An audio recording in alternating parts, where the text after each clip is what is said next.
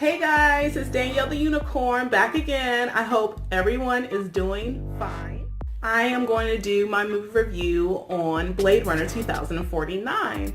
It is going to be a spoiler, so if you do not want to be spoiled, do not watch any further. So I'm going to get right into it. I do my ratings between 1 to 10. 1 is like, why were you even like created? Why were you made? To a 10, I like it, I love it, I want more. And I give this movie an 8. Oh my gosh. I was in love with Blade Runner. I love that they kept it very consistent in comparison with the old one, like the look of the city and like just that depressed, rainy, stormy look. It was always raining. I mean, I don't really care for rain, but in here it made me want to love rain. The main character is Ryan Gosling, and here his name is Kay.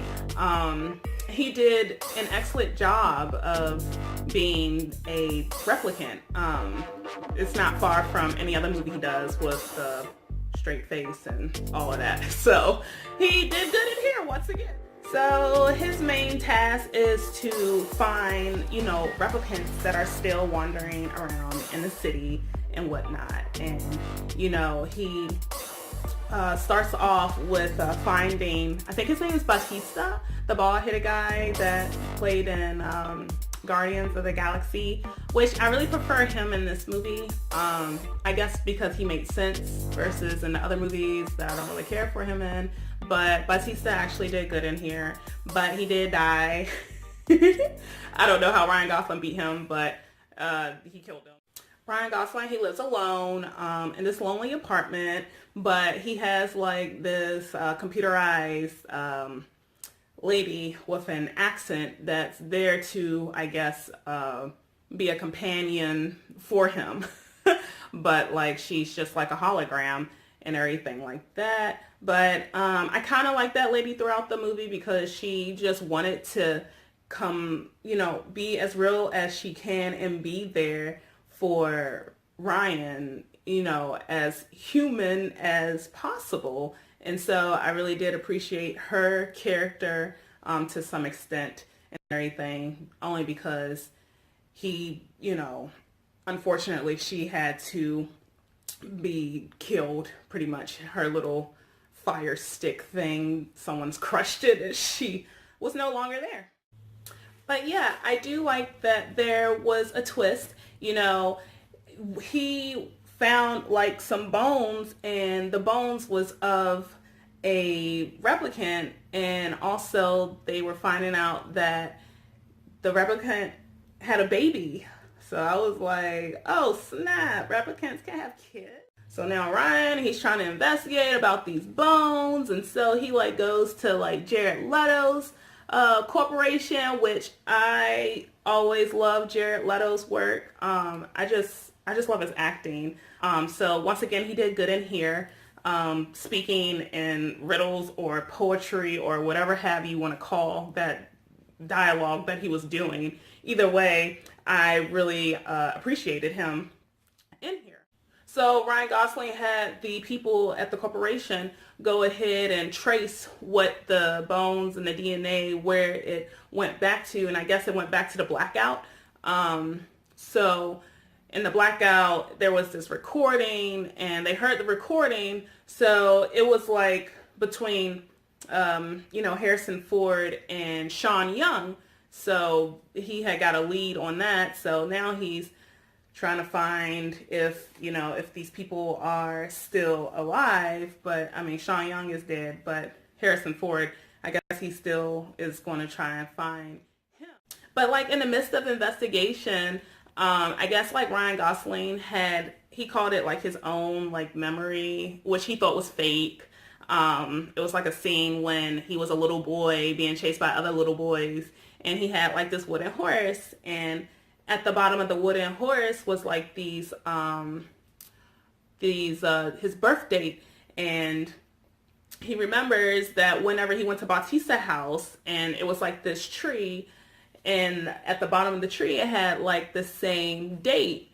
So he's just like, so Ryan Gosling, he's just on the chase of trying to find who he is, who the person in the voice is, and so he like ends up on like in this wasteland or something like that where he finds like all these children. He was going there because he was trying to see if there was any records of a little boy 30 years ago that had worked like at this slave shop camp and stuff, and there was no record was found. Actually, the pages was ripped out.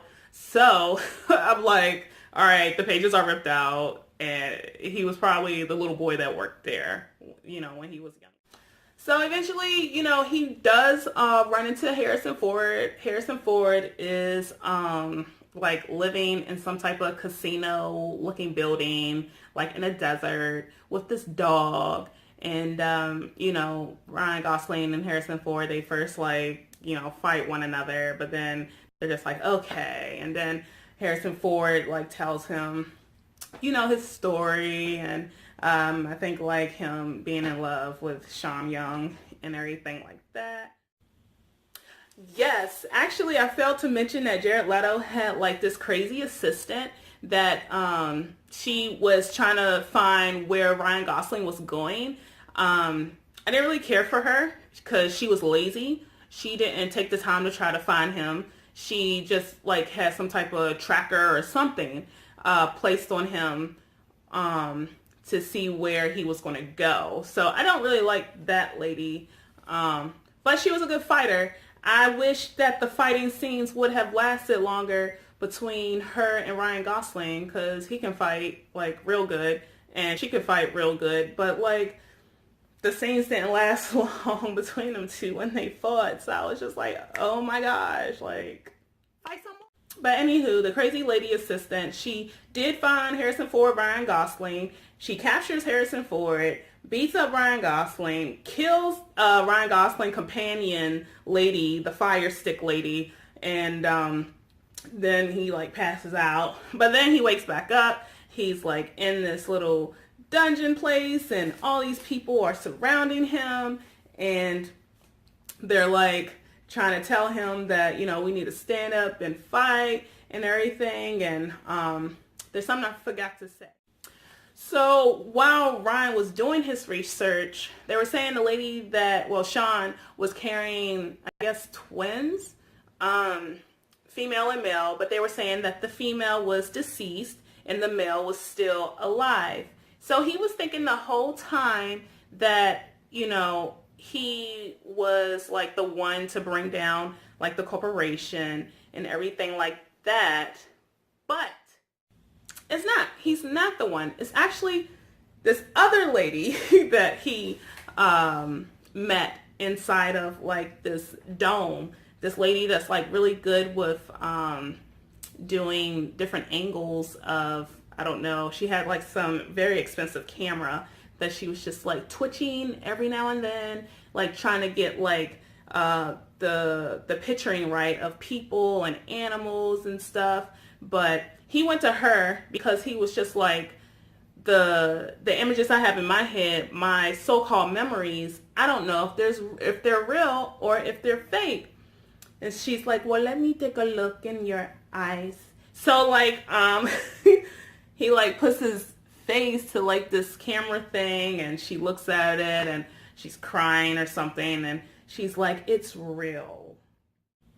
So yeah, so that lady that is good with the camera twitching thing, she is actually the one. So Ryan, he builds up this strength to try and go find Harrison Ford, which is the father of the camera lady. And, he rescues Harrison Ford, drowns the crazy assistant lady, and she could not die. She wouldn't die, for a while. Ryan Gosling had to use all his strength to kill that lady. But eventually she did pass. She did die. I was happy because she was crazy and she was a good fighter.